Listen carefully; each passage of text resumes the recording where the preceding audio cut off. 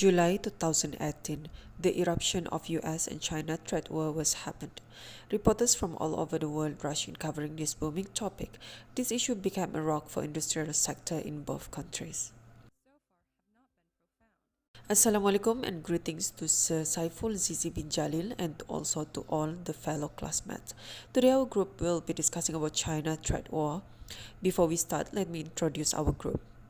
First, Siti Hafiza binti Suhania Al-Iswaimi, Carrie Thomas, Nur Shafika Shaza binti Abdul Lasim, Nur Malela binti Madri, and Nur Idliani binti Idham.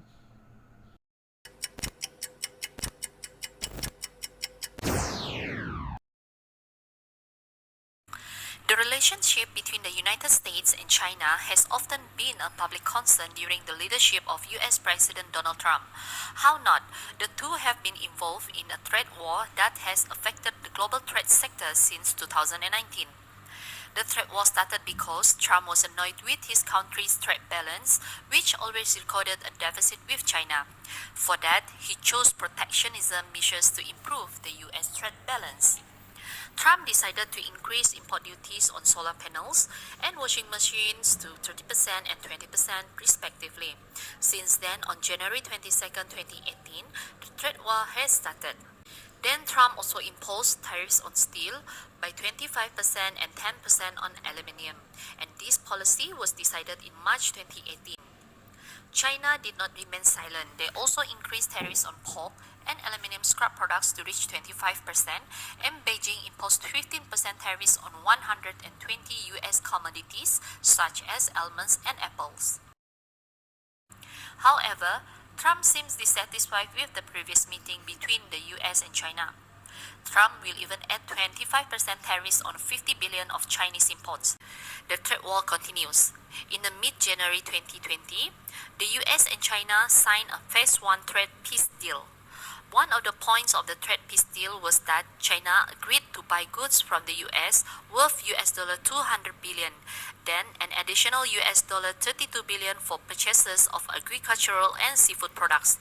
Although the Phase 1 agreement that has been signed by both parties, the United States will still impose tariffs on Chinese import goods until a Phase 2 agreement is signed.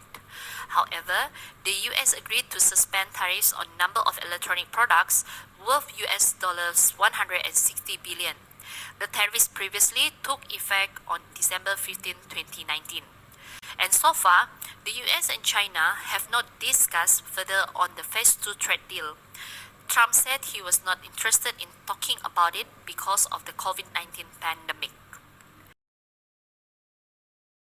The United States under President Donald Trump revised its foreign economic policy. Since 2018, the United States started its protectionist policy towards its biggest trade partner, China. According to the International Trade Center data, ITC 2020, in 2018, the bilateral trade between these countries equals 683 billion, of which 120 billion and 563 billion were the US export and imports, respectively. Donald Trump significantly increased tariff for China's product, and China retaliated. Many experts and analysts explain this problem by the US desire to contain China. This opinion became dominant in many regions and countries. However, there are important economic issues which induced the US policymakers to conduct such kind of policy. This commentary aims to clarify the nature of the trade conflict based on economic causes. It shows that China market was more protected initially for the US companies. Because of the trade war, in 2020, average US tariff increased to 19.3% and covered the import worth 550 billion, while China average tariff reached 20.3%. After several retaliations, China had to make a Phase 1 trade deal, according to which it has to purchase additional 200 billion American goods and services before the end of 2021. according to Bound and Lovely 2020, criticized the trade war, claiming that tariff raise prices and punish American consumer. They also negatively assessed the Phase 1 trade deal. The authors note that the major problem with the agreement is that it remained unchanged the existing China tariff on the US product. It should be noted that during the trade war, China repeatedly retaliated against the US tariff by increasing duty imposed on American companies, farmers, and lower its tariff towards exporters from the rest of the world. The policy put American producers at disadvantage. The authors note that this issue will strengthen China's state-owned enterprise, which are in the concern list of America's China's policy. Indeed, the decision is one of the most controversial. Based on half-year 2020 also points to the inability of the deal to reduce China's tariff and non-tariff barriers. China can reach its commitment only by resorting to Soviet-style managed trade, importing a certain dollar of physical volumes of detailed goods and services, regardless of market prices and demand conditions. The author argues that this deal can harm other countries, as China may reduce imports from third countries in order to reach its commitments. Therefore, this deal violates international trade norms. And according to Meltzer and Chennai 2019, distinguished following important economic reasons which cause this trade conflict. Firstly, one of the most important factors are intellectual property theft and forced technology transfer. According to the US officials, such unfair trade practice of China threaten high-wage jobs and high-value added manufacturing in the US. Secondly, the economic model of China, its state-owned enterprise SOE, which are controlled by the Chinese Communist Party. Use of SOEs, their access to subsidies, and limited rule of law in China support state companies within China and globally. Thirdly, protectionist policy conducted by China, which require the global market to be open for its company, but reluctant to open its own market for the global business. China officially claims that it never violates its commitment, strongly supports multilateralism and open economic policy, and calls for mutually beneficial global cooperation.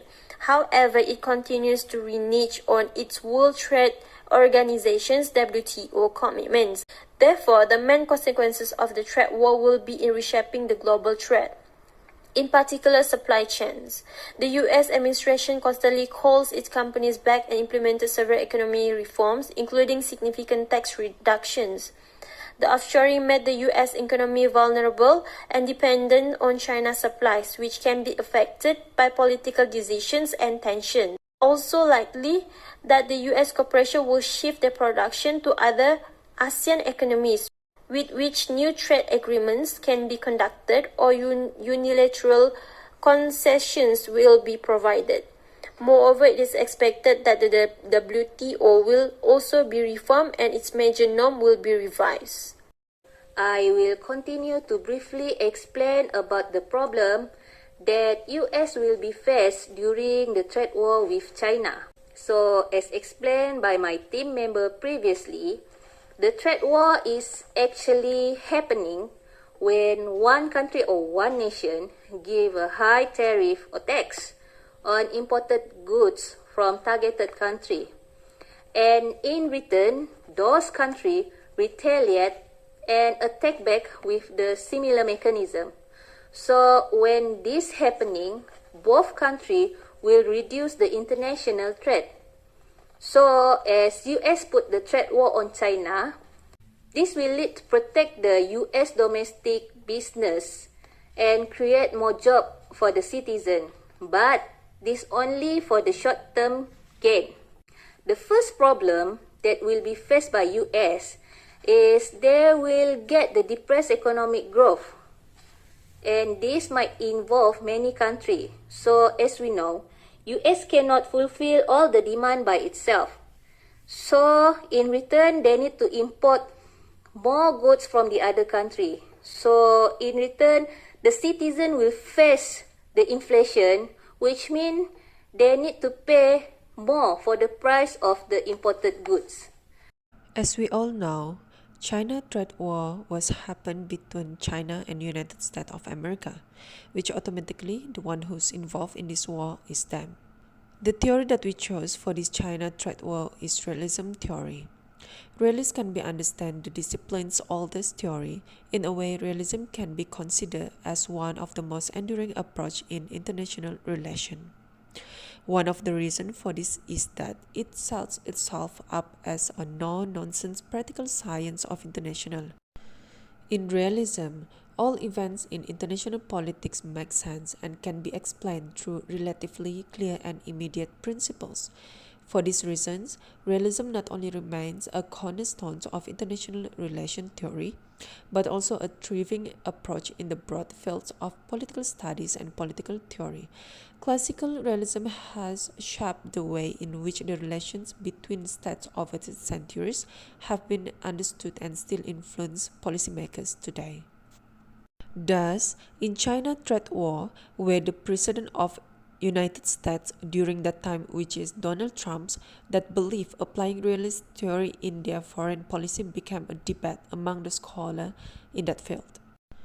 In terms of China trade war, the scholars said Donald Trump's approach cannot be considered as realist since Trump administration is bidding to alter China trade revenue by imposing massive tariff on the Chinese, which this activity is seen as associated with offensive realism. In generally, offensive realism are a theory of international relations holds that states are disposed to competition and conflict because they are self-interest, power maximizing, and fearful of other states. Moreover, it argues that states are obligated to behave this way because doing so favors survival in the international system. Thus, in our views, Donald Trump's approach during China trade war can be considered as realism theory, since offensive realism also one of types under realist, and the other type is defensive realism. The first suggestion that could be implemented and continue is by working with all countries to ensure that protectionist policies are not the policy of choice in any country. All countries should stop disseminating these protectionist policies and instead actively communicate in finding the best solutions and resolving trade issues through multilateral such as the World Trade Organization, WTO. This is to ensure that trade policies can be implemented effectively in strengthening the multilateral trading system. According to Ministry of International Trade and Industry MITI Malaysia, trade conflict has never been a beneficial step for any country because trade restrictions and the response to them will hurt all parties, especially small countries. The conflict not only affected the US and China, but also sparked a backlash from many other affected countries. As a rule, they serve the interests of powerful and well-organized special interest groups that are likely to resist any change. But if China and the US reach a grand bargain on a package of policy changes that would reduce or eliminate distortion on both sides, domestic resistance may be easier to overcome. Such cooperation could be extended to help reach a bargain on WTO reforms that would further support fairness in the global system. For example, anti-dumping rules could be better harmonized with domestic anti-monopoly rules, and regulations could be created or strengthened to minimize the discriminatory effects of FTAs and to prevent governments from using subsidies to state-owned firms to bypass WTO rules. Such a balanced and reciprocal approach would help to ease tension over cross-border trade and investment. Equally important, it would bolster fairness and efficiency in the world's largest companies, which is a change that would benefit not just the US and China, but the entire world. In the nutshell, China trade war, which between two gigantic countries in the world and also the most bizarre import and export activities in the world, was marking July 2018 as their colliding death. This situation not only affected both country economic sector but also affected their citizens harmonized towards each others, where their citizens will be stand together and back up their country. According to every elements that have been elaborated in this video showed, starting from how China trade war begins, a few problems that they will face during and after this war, the parties that involve and the realism theory which our group chose for these disputes, and also a few suggestions or recommendation in giving the best way to settle this dispute.